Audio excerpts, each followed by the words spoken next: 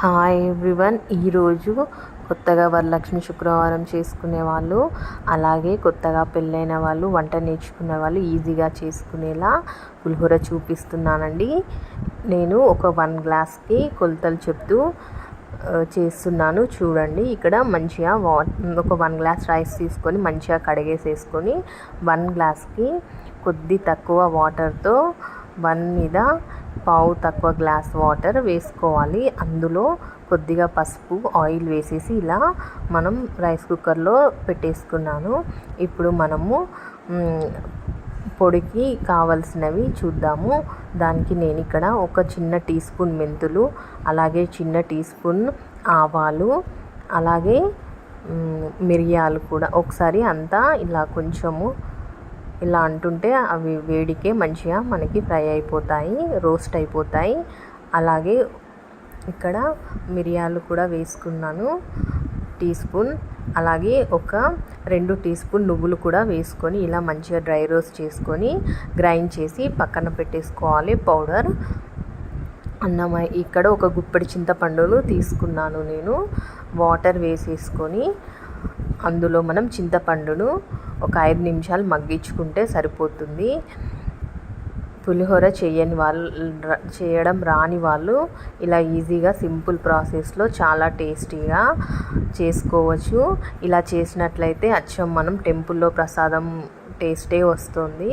చూడండి, అలా ఒక 5 మినిట్స్ మగ్గిచ్చేసుకొని చింతపండును పేస్ట్ చేసి పక్కన పెట్టుకోవాలి. ఇప్పుడు మనము పోపుకి రెడీ చేసుకుందాము. పోపుకి నేను ఇక్కడ 3 స్పూన్స్ ఆయిల్ తీసుకున్నాను.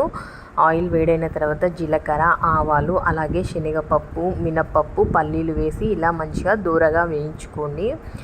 ఇలా చూడండి, మంచిగా వేగిపోయాయి. ఇప్పుడు పచ్చిమిర్చి వేసుకోండి. పచ్చిమిర్చి ఒక 6 వేసుకోండి. 1 గ్లాస్ రైస్కి నేను చెప్తున్నానండి కొలతలు. ఇది ఫాలో అవుతూ చేసుకోండి, పర్ఫెక్ట్గా వస్తుంది టేస్ట్.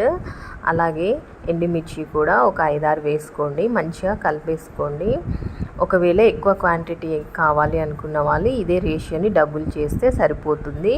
చూడండి, ఎండుమిర్చి కూడా వేసుకొని ఒకసారి అంతా మంచిగా మిక్స్ చేసుకోండి. ఎండుమిర్చి అన్నీ మంచిగా వేగిపోయాయి. ఇక్కడ కొద్దిగా పసుపుని కూడా యాడ్ చేసుకోండి.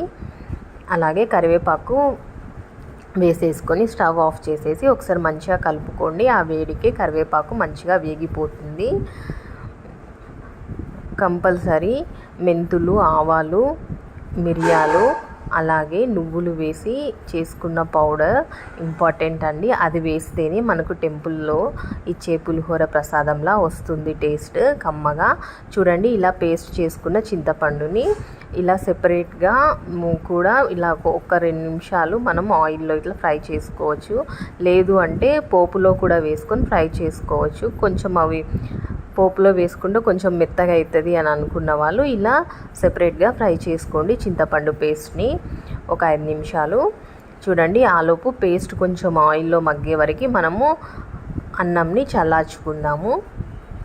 చూడండి, ఇలా ఒక 5 నిమిషాలు మగ్గితే సరిపోతుంది ఆయిల్లో పేస్ట్. ఇప్పుడు ఆ పేస్ట్ అండ్ తగినంత సాల్ట్ వేసుకోండి. అలాగే మనం ముందు పౌడర్ చేసి పెట్టుకున్నాం కదండి, మెంతులు, ఆవాలు, మిరియాలు, నువ్వులు వేసి పౌడర్ చేసి పెట్టుకున్నాం కదా, ఆ పౌడర్ని కూడా ఇందులో యాడ్ చేసుకొని మంచిగా మిక్స్ చేసుకోండి.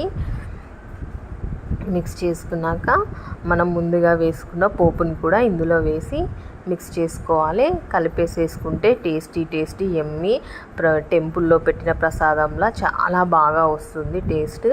నా రెసిపీ నచ్చినట్లయితే లైక్ చేయండి. నా ఛానల్ని సబ్స్క్రైబ్ చేయడం మర్చిపోవద్దు. నా రెసిపీ మీరు ట్రై చేయండి. మీకు ఎలా వచ్చిందో కామెంట్ సెక్షన్లో షేర్ చేయండి. నా రెసిపీ నచ్చినట్లయితే మీ ఫ్రెండ్స్ అండ్ రిలేటివ్స్కి షేర్ చేయండి. Thank you for watching.